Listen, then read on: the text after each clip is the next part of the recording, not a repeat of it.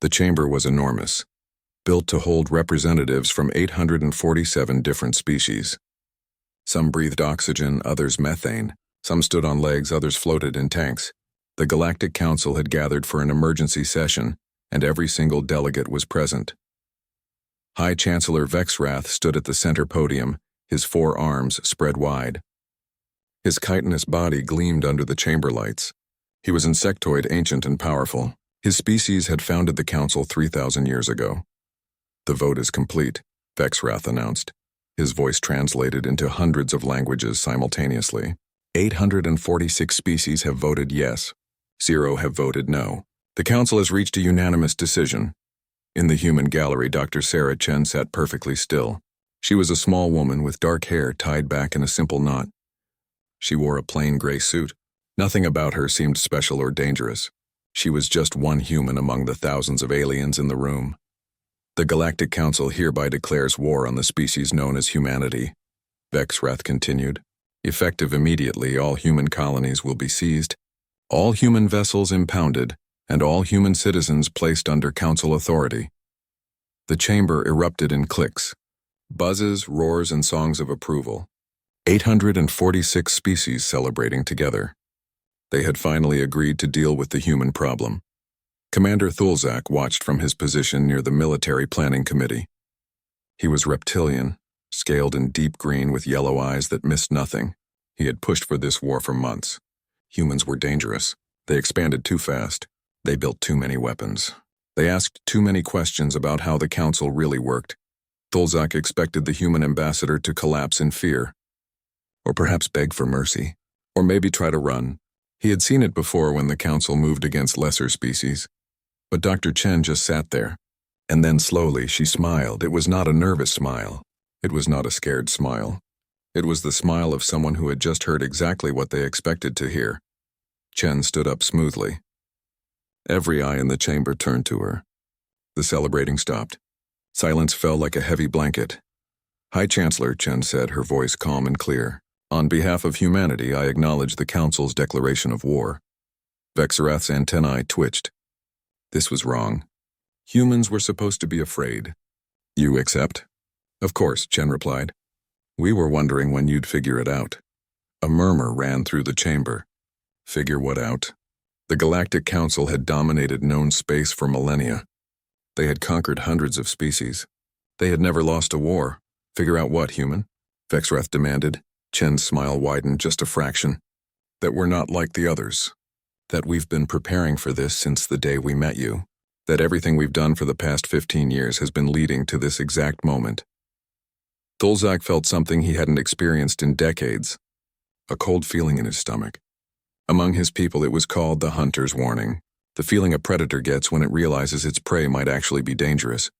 "You're bluffing," Vexrath said, but his voice carried less certainty now. "Am I?" Chen looked around the chamber, making eye contact with delegates from dozens of species. "You voted for war because you're afraid of us. Because in just 15 years we've built a fleet that rivals species who've had spaceflight for centuries. Because our colonies are thriving.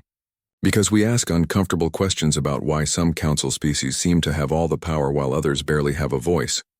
She paused, letting her words sink in. "You think we didn't see this coming? Humans have a saying, High Chancellor.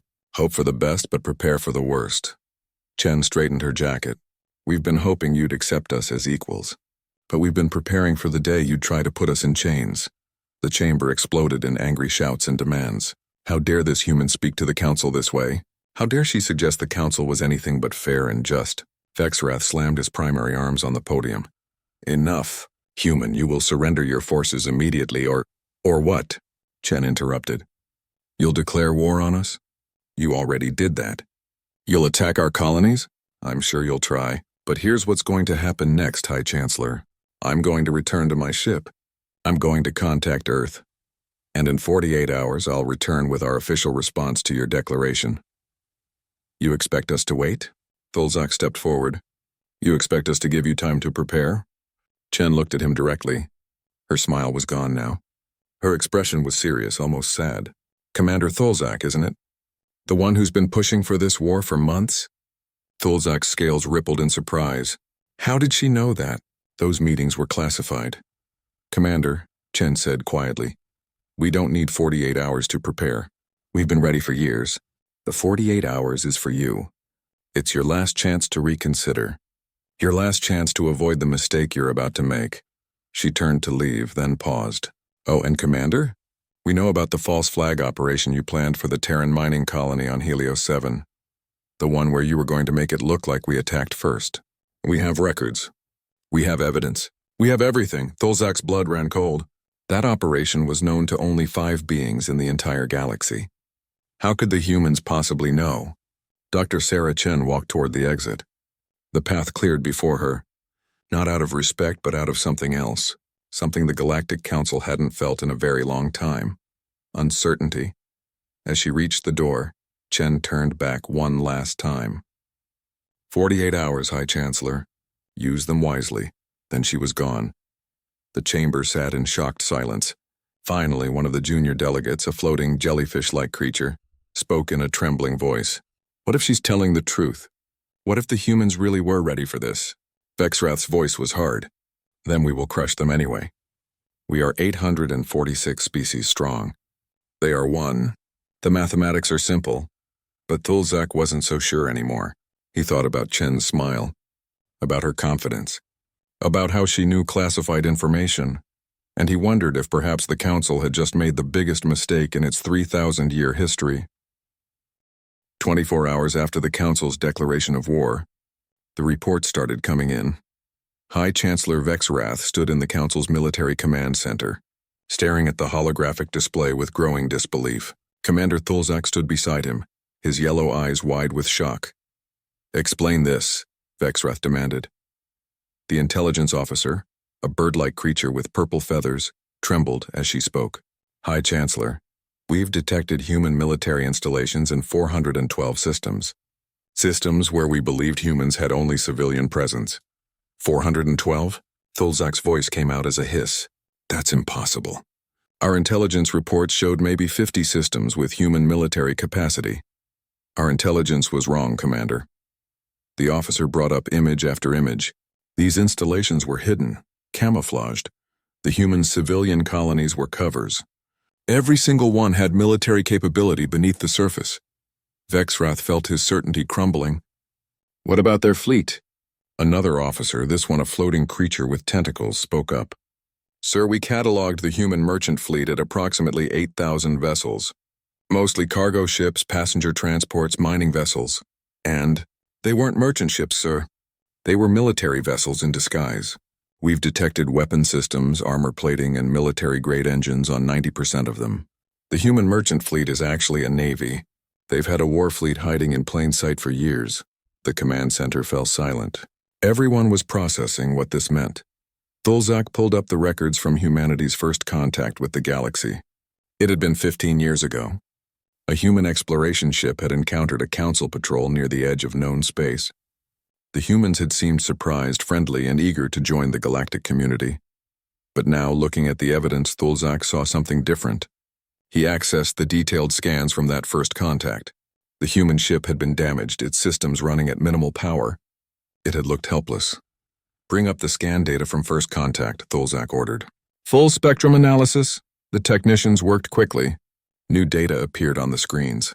Data that hadn't been examined carefully at the time because the humans seemed harmless. By the ancestors, Thulzak whispered. The damage to that first human ship hadn't been from an accident.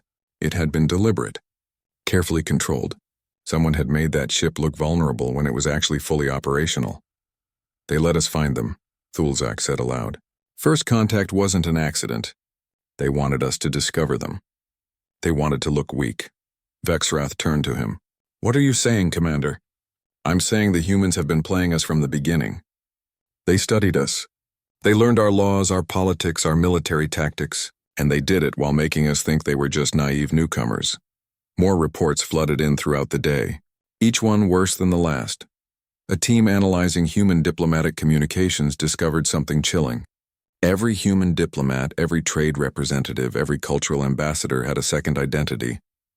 They were all trained intelligence operatives. Every single one. The friendly human teacher who had been running cultural exchange programs on the Vraxi homeworld. She was actually a signals intelligence expert who had mapped the entire Vraxi defense network, the human merchant who had been trading rare minerals with the Cathoran Empire for a decade. He was a military analyst who had identified every weakness in Cathoran fleet formations, the human doctor who had been providing free medical care on Council Station Alpha 9. She was a cyber warfare specialist who had inserted monitoring programs into 17 critical systems. "They've been everywhere," the intelligence officer reported, her feathers drooping in defeat. "Every major council world, every important station, every strategic location. There are humans in positions to observe, to learn, to sabotage." Vexrath accessed the file on Dr. Sarah Chen, the human ambassador. Her official record showed a career in diplomacy and xenocultural studies. But now, with this new information, he looked deeper. There were gaps in her record, periods where her location was listed as classified or on assignment. Thulzak ran those gaps through the military database, looking for correlations. What he found made his scales go cold. Every time Chen had disappeared from the official record, there had been a military crisis somewhere in human space. A pirate attack, a technical malfunction, a natural disaster, events that had required human ships to respond, to move, to position themselves in new systems. But those crises had all been resolved too easily. Too perfectly, almost as if they had been planned. "She's not just a diplomat," Thulzak said slowly. "Chen is a military strategist. Maybe the military strategist. She's been orchestrating human expansion this entire time." Vexarath pulled up the records of the Council's own military planning. His blood turned to ice. 15 years of Council military exercises. 15 years of strategic planning sessions. 15 years of defense network updates and fleet movements. And humans had been present in one capacity or another for all of it. Human observers at military academies. Human liaisons on joint patrol missions. Human technical consultants helping to upgrade Council systems. "They've seen everything," Vexrath whispered. "They know our fleet positions, our response times, our communication protocols, our command structures. They know everything." An urgent alert flashed on the main display. Thulzak opened it and felt the hunter's warning return, stronger than before. It was a message, transmitted on all Council frequencies. The source was Admiral Marcus Reeves, commander of the human military forces. A man who, according to official records, had been a simple colonial administrator. The message was short. To the Galactic Council. "You have declared war on humanity. This was expected. We have been preparing for this scenario since before we encountered your civilization. We studied our own history and saw the pattern. The strong dominate the weak. The many suppress the few. We knew that eventually you would see us as a threat and move against us. You believe you have the advantage. 846 species against 1. But numbers are not everything. Strategy, preparation, and the will to survive count for much more. We have mapped every system you control. We have identified every weakness in your defenses. We have prepared for this war in ways you cannot imagine. But we are not your true enemy. Your true enemy is the corrupt system you defend. A system where a few species control the many, where member worlds have no real voice, where the Council's word is absolute and questioning it is treason. We will show you what we are capable of, and when this is over, the galaxy will be free. All of it." The message ended. Vexrath stood frozen. Thulzak felt a strange emotion rising in his chest. Among his people it had no name, but humans had a word for it. Dread. They had declared war on humanity, expecting a quick victory, a simple suppression of a dangerous upstart species. Instead, they had walked into a trap that had been 15 years in the making. "What do we do?" someone asked in the silence. Vexrath's voice was hollow. "We fight. We have no choice now. Ready the fleet. Prepare for total war." But even as he gave the orders, he knew the truth. The Galactic Council had made a terrible mistake, and humanity had been waiting for them to make it. The Council's first strike fleet was the largest military force assembled in 300 years. 2,000 warships from 100 different species, all converging on the human colony of New Terra. Commander Thulzak stood on the bridge of the flagship Eternal Justice, watching the fleet coordinates on his display. New Terra was humanity's largest colony, home to 15 million humans. Taking it would break human morale and prove the Council's strength. "We emerge from faster than light in 30 seconds, the navigation officer announced. Thulzak felt confident again. Yes, the humans had prepared. Yes, they had been clever. But this was 2,000 warships against whatever defenses one colony could muster. The mathematics were simple. All ships, weapons ready, he commanded. We hit them hard and fast. The fleet dropped out of FTL travel in perfect formation. The human colony appeared on the screens, its orbital stations and surface cities lit up like jewels. Scanning for defensive positions, the sensor officer said. Then her voice changed. Commander, there are ships here. Many ships. How many? All of them, sir. Thulzak's stomach dropped. Explain, the display updated. Surrounding New Terra wasn't a small defensive force. It was the entire human military fleet. Every ship. Thousands of them positioned in a sphere around the colony. They knew we were coming, Thulzak whispered. They knew exactly where we would strike. Before he could give orders, the human ships moved. They didn't charge forward. They didn't scatter. They executed a pattern that Thulzak recognized instantly, because he had designed it himself. It was Formation Theta 7, a classified council battle formation that Thulzak had developed only 6 months ago. A formation that had never been used in actual combat. A formation that existed only in encrypted files on the council military network. The humans were using his own strategy against him. Evasive maneuvers.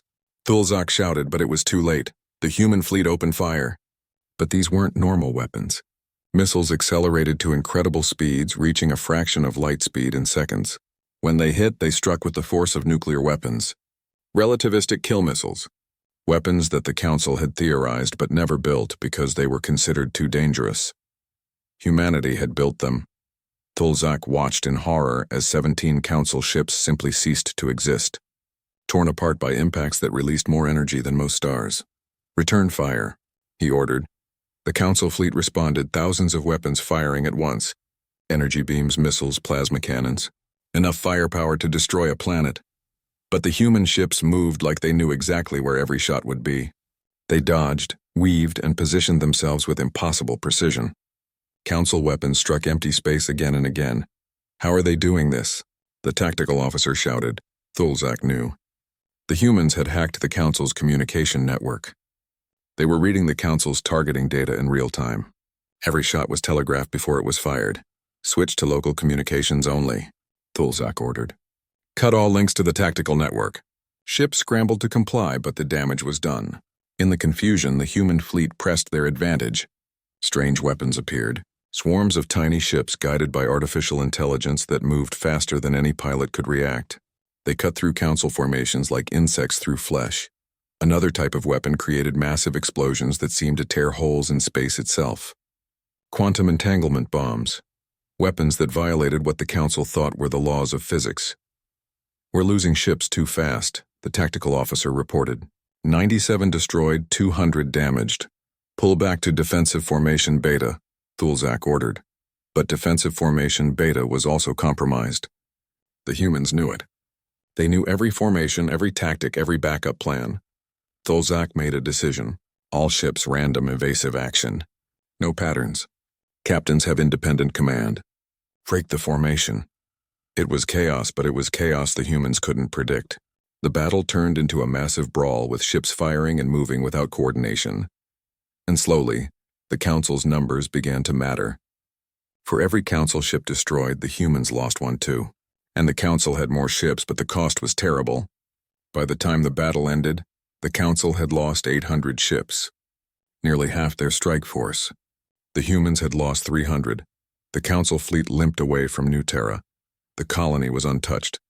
Not a single human civilian had been harmed. Thulzak sat in his command chair staring at the casualty reports. 800 ships. Hundreds of thousands of lives. And they had achieved nothing. Across the galaxy, similar scenes played out. The Council had launched coordinated strikes on 50 human colonies. Every single strike force had found humans waiting for them. Every single force had suffered terrible losses. In the Beta Quadrant, the Council's 7th Fleet had been completely destroyed. All 300 ships gone. The human commander had lured them into a nebula and used weapons that turned the nebula's gases into a massive explosion. In the Gamma sector, Council forces had actually reached a human colony's surface, only to discover the entire civilian population had been evacuated weeks ago. The colony was a trap, filled with automated defenses and AI-controlled weapons. The Council troops had been slaughtered. High Chancellor Vexarath reviewed the reports in his private chamber. The first 3 days of the war had been a disaster. The Council had lost 40% of its forward fleets. Humanity had lost less than 20% of theirs. How is this possible? He asked the empty room. A message arrived. It was from Dr. Sarah Chen.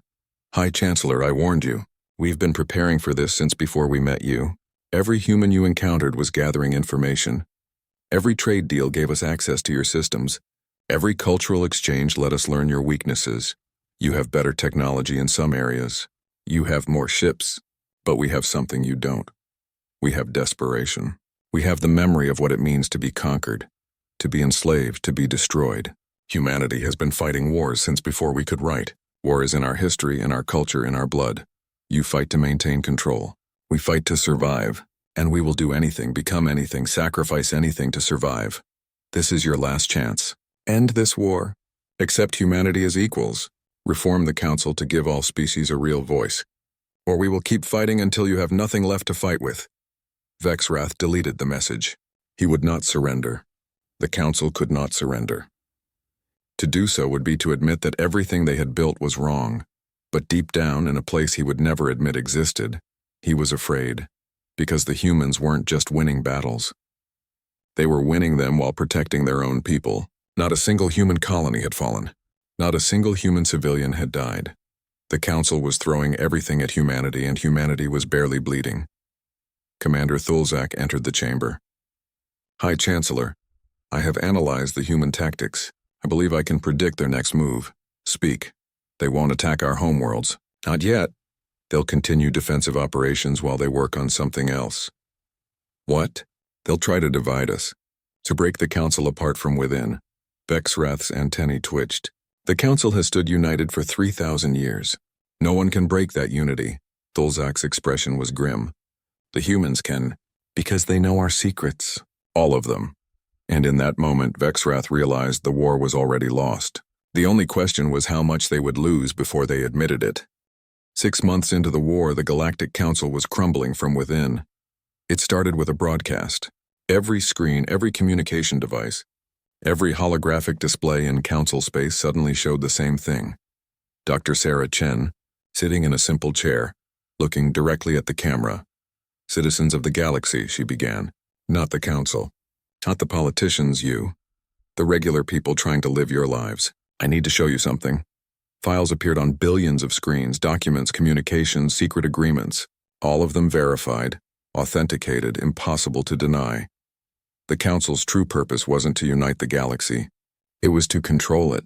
The founding species, including Vexarath's people, had created a system where they held all the real power. The other 840-some species were members in name only.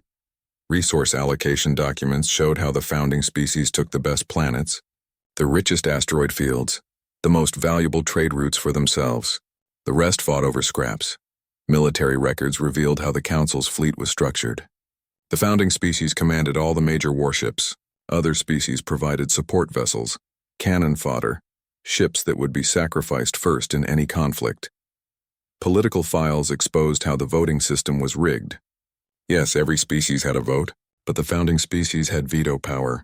They could block any decision they didn't like. Democracy was an illusion. Most damning of all were the economic reports. The Council taxed all member species heavily. That money was supposed to go to mutual defense and shared prosperity. But 90% of it went to the founding species. The Council was a protection racket on a galactic scale. We're not your enemy, Chen said in the broadcast. Your enemy is the system that treats you as second-class citizens. The system that takes your resources, your ships, your lives, and gives you nothing in return. We didn't start this war to conquer you. We started it to free you. The effect was immediate. On the Vraxi homeworld, protests erupted. The Vraxi had sent their fleets to fight humanity, and half those ships had been destroyed. For what? To protect a council that had been stealing from them for centuries? The Catharan Empire recalled its forces from the front lines. Their emperor announced they would remain neutral. The council's secrets had shown that Catharan trade agreements had been manipulated for decades, keeping them poor while the founding species grew rich.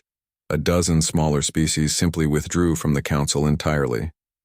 They declared independence and asked humanity for protection. High Chancellor Vexrath watched his empire fall apart. He called an emergency council session, but only half the species bothered to attend. "This is human propaganda," he shouted to the assembly. "Lies designed to divide us." "The documents are real," a delegate said quietly. "We've verified them. Every single one is real." "Then you understand why we structured things this way," Vexrath argued. "The galaxy needs order, needs strong leadership. The founding species have the experience, the wisdom to guide the others." "You mean control the others," another delegate said. "You mean keep us weak while you grow strong." Commander Thulzak stood in the military command center, watching fleet positions update on the displays. The Council's military was dissolving. Ships were deserting. Whole fleets were refusing orders. And humanity still hadn't launched a major offensive. They didn't need to. They were winning by simply telling the truth.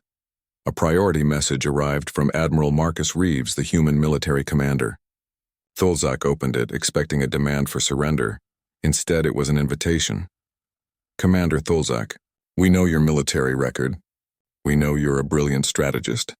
We also know you pushed for this war because you genuinely believed humanity was a threat to galactic stability. You were wrong, but your intentions weren't evil. Meet with us. See what we're really trying to build. If you still want to fight afterward, we'll respect that." Thulzak stared at the message for a long time. Then he made a decision that would have been unthinkable 6 months ago. He took a shuttle and went to meet the humans. The meeting took place on a neutral station. Admiral Reeves was there, along with Dr. Chen and a woman Thulzak didn't recognize at first. Then he realized. It was Captain Sophia Reyes, the merchant trader, who had sold goods to the Council for years. She commanded one of humanity's largest carrier groups. "Thank you for coming," Reeves said. He was an older man with gray hair and tired eyes. "I know this took courage." "Show me why I shouldn't destroy you," Thulzak replied. Chen pulled up a holographic display. "This is what the galaxy looks like now." It showed the Council's territory fragmenting, species declaring independence or neutrality. And this is what we want it to look like. The display changed. It showed a new galactic government. Every species had real representation. Resources were shared fairly. Military forces were integrated, but no single species controlled them. "It's impossible," Thulzak said. "Too many species. Too many competing interests. It would collapse into chaos." "It would be messy," Reeves agreed. "Democracy usually is. But it's better than the alternative. Better than a few species ruling over everyone else." "Why do you care?" Thulzak asked. "You could have hidden. Stayed on Earth, avoided all of this." Chen smiled sadly. "Because we've been where these species are now. Humans have been conquered. We've been enslaved. We've been oppressed. We know what it's like to live under a system that treats you as less than others." She pulled up images from Earth's history, empires and colonies, slavery and genocide, wars fought for freedom and independence. "We swore we'd never let it happen to us again," Chen continued. "And when we found the galaxy, we saw the same patterns. The strong dominating the weak, the many ruled by the few. We couldn't stand by and watch it happen. Not again. Not to anyone." Captain Reyes spoke up. "We dragged this war out on purpose, Commander. We could have hit the Council's homeworlds in the first week.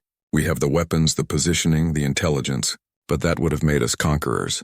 We didn't want to conquer. We wanted to expose, to reveal the truth and let people choose for themselves." Thulzak looked at the displays, at the plans for a new galaxy. "The founding species will never accept this. They'll fight until they're destroyed." "We know," Reeves said quietly. "That's why we're talking to you. You're not one of the founding species. Your people joined the Council 300 years ago. You've been used, just like the others. Your fleets have been sacrificed in wars that benefited the founders, not you." It was true. Thulzak's own grandmother had commanded a fleet that was destroyed defending a founder homeworld. She had been called a hero. But looking at the documents, Thulzak saw the truth. She had been sacrificed because founder lives were worth more than others. "What do you want from me?" Thulzak asked. "Join us," Chen said. "Use your influence. Help us build something better. You're respected, even among the founders. If you speak against the Council, others will listen. You're asking me to betray everything I've fought for." "No," Reeves said. "We're asking you to fight for what you thought the Council was. A galaxy where all species are equal, where strength comes from cooperation, not domination." Thulzak was silent for a long time. Finally, he spoke. I need proof. Proof that you mean what you say. That this isn't just another empire waiting to rise. Then watch, Chen said. Watch what we do in the next month. Watch how we treat the species that join us. Watch how we share our technology, our resources, our knowledge. And if you don't like what you see, you can go back to fighting us, Thulzak agreed. He returned to council space, but he didn't rejoin the military. He watched, and what he saw changed everything.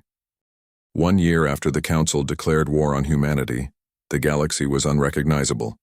The old Galactic Council chamber stood empty. High Chancellor Vexarath was in custody, awaiting trial. The other founding species leaders had either surrendered or fled to the edges of known space. In a new chamber, built to different principles, representatives from all species gathered, not to be ruled, but to govern together. Commander Thulzak stood at a window, looking out at the station where the new Galactic Assembly was forming. He wore a simple uniform now, not the elaborate armor of council military. He was an observer, a witness to the birth of something new. Dr. Sarah Chen joined him at the window. It's messy, Thulzak said, watching the delegates argue and debate on the assembly floor. Inefficient. The old council could make decisions in minutes. This will take days, weeks. Yes, Chen agreed. But there'll be decisions everyone agrees to, or at least decisions everyone has a voice in. I still don't understand how you did it, Thulzak said. How you planned all of this. Chen was quiet for a moment. Do you know what happened to Earth before we reached the stars, Commander? We nearly destroyed ourselves. Wars, climate change, weapons that could end all life on our planet. We came so close to extinction. But you survived. Barely. And in surviving, we learned something. We learned that systems built on domination always fail eventually. The dominated rise up. The empire falls. It's happened again and again in human history. She turned to face Thulzak. When we developed faster than light travel, we knew we'd find other species. And we knew what would happen. Either we'd be conquered, or we'd become conquerors, or we'd find a system already built on domination. So we prepared for all of it. You could have won this war in days, Thulzak said. It wasn't a question. He had seen the evidence. Yes. We positioned ships near every council homeworld before we ever made first contact. We had weapons capable of destroying planets. We could have struck without warning and ended the council in a single day. But you didn't, Chen smiled sadly. Because that would have made us monsters. That would have made us exactly what we were trying to prevent. We didn't want to rule the galaxy, Commander. We wanted to save it. Admiral Marcus Reeves approached them. The vote is almost complete. You should see this. They walked to the observation deck overlooking the assembly. Below, representatives from 400 species were voting. Not on war or conquest, but on the charter for the new Galactic Assembly. The principles were simple. Every species had equal representation. Resources would be shared based on need, not power. Military forces would be integrated, with command rotating between species. No single species could veto decisions. True democracy, messy and complicated and real. The vote completed. The charter passed with overwhelming support. Thulzak felt something strange. It took him a moment to recognize it. Hope. What happens to the founding species? He asked. To Vexarath and the others? Trial, Chen said. Not revenge. We'll prove what they did, let them defend themselves, and let justice be served. Some will go to prison. Others might be pardoned. But the system they built is over. A young delegate approached. She was Cathara, from a species that had been part of the council for only 50 years. Under the old system, her people had been little more than servants. Now she was one of the assembly's leaders. Dr. Chen, we're ready for your statement, Cathara said. Chen nodded. She walked to the central podium, and the assembly fell silent. 1 year ago, the Galactic Council declared war on humanity. They expected us to surrender or be destroyed. Instead, we revealed the truth about the system they had built. A system of control and oppression disguised as unity. She paused, looking around at the assembled species. Some of you have asked why we did this. Why we risked everything to fight a war we didn't have to fight. The answer is simple. We've been slaves before. We've been conquered before. We know what it's like to live without freedom, without hope, and we swore we would never let it happen again. Not to us and not to anyone else. Chen's voice grew stronger. Humanity doesn't seek dominion over the galaxy. We seek partnership. We want to build a civilization where all species are equal, where all voices are heard, where freedom is not a privilege but a right. She looked directly at where Thulzak stood. We dragged this war out not because we couldn't win quickly, but because we wanted to win correctly. We wanted to expose every lie, every corrupt system, every injustice. We wanted you to see the truth and choose for yourselves what kind of galaxy you wanted to live in, and you chose freedom, Chen concluded. You chose to tear down the old system and build something better. We didn't do this. You did. Humanity simply showed you it was possible. The assembly erupted in sounds of approval. Clicks, songs, roars, and cheers from hundreds of different species. Later, in a private room, Admiral Reeves met with his senior staff. Captain Sophia Reyes was there, along with the other commanders who had been playing roles for 15 years. "We're being asked to lead the new military structure," Reyes said. "Joint command with representatives from 50 other species." Reeves shook his head. "We decline. We train them. We advise them. But we don't lead.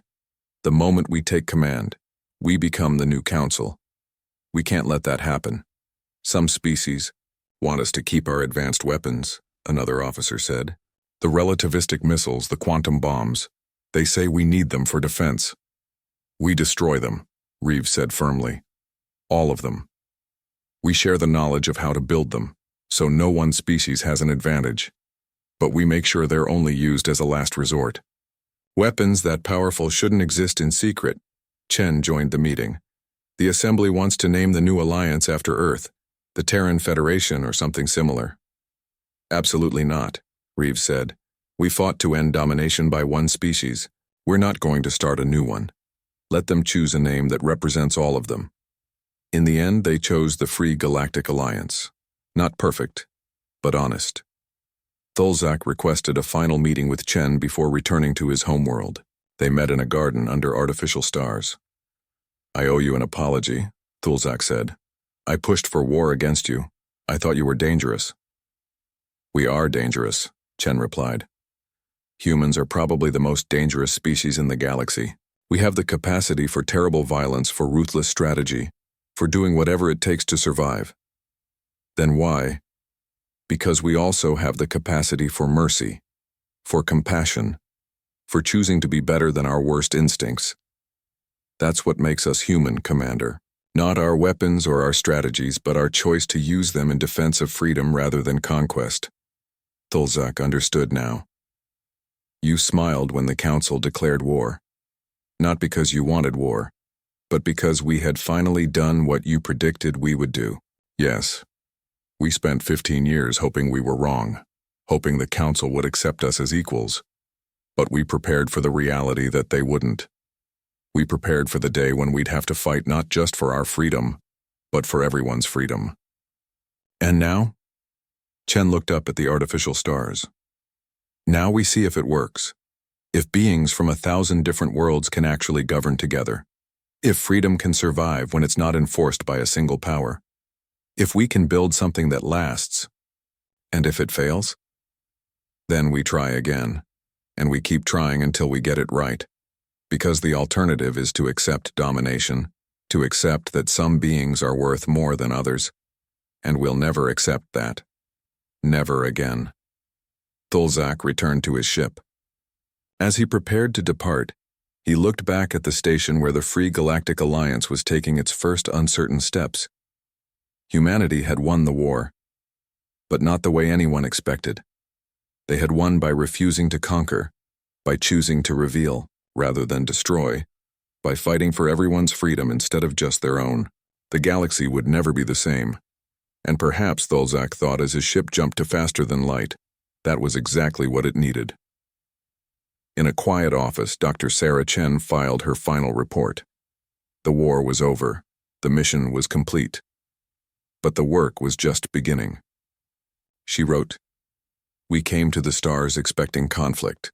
We found it. But we also found an opportunity, a chance to prove that humanity had learned from its mistakes, that we could be strong without being cruel, that we could fight without becoming monsters. The Galactic Council declared war on us, and we smiled. Not because we wanted war, but because we were ready for it. Ready to fight not just for survival, but for principle, for the idea that all beings deserve freedom. They thought they were fighting a war of conquest. They were wrong. This was a war of liberation, and in the end, everyone won. She closed the report and looked out at the stars. Somewhere out there, humanity's children were exploring new worlds, building new societies, living free. And that, she thought, was worth everything they had sacrificed. The war was over. The real work was just beginning. But humanity was ready for that too. They always had been.